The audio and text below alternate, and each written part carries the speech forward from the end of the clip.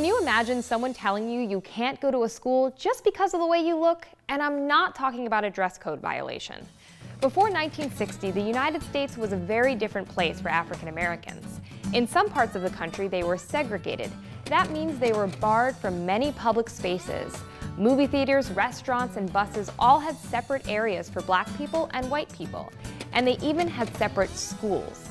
In many southern states, African Americans were forced into separate schools until high school, and higher education was mostly off limits. Some colleges and universities barred African Americans outright. Others just made life very difficult for them. Here in Ohio, some of our colleges were welcoming to all students. In fact, Oberlin College was one of the first colleges in the country to educate black students and women. But getting a higher education, even in a desegregated state like Ohio, was often tricky for black students. For instance, although Ohio State graduated its first African American student all the way back in 1892, black students were not allowed to live on campus until the 1940s. And finding housing off campus was often impossible due to racism. It's for these reasons that schools dedicated to educating African Americans were created. The first historically black colleges were established in Pennsylvania, but very soon afterward, in 1856, Ohio's first black college was founded. Wilberforce University was established in Xenia through a partnership of two churches, the African Methodist Episcopal Church and a mostly white church from Cincinnati.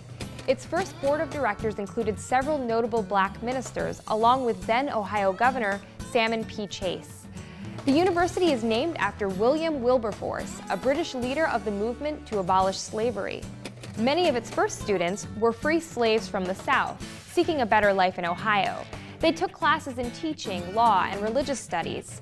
During the Civil War, the school was purchased by the African Methodist Episcopal Church, making it the first private black college and the first to be owned and operated by African Americans.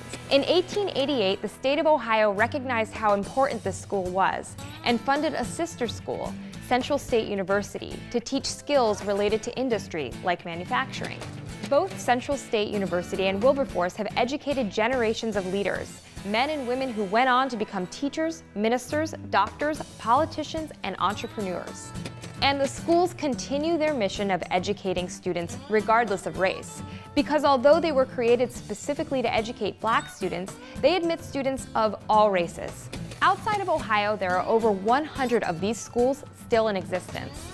These historically black colleges and universities hold a special place in American history and are a great source of pride for African Americans.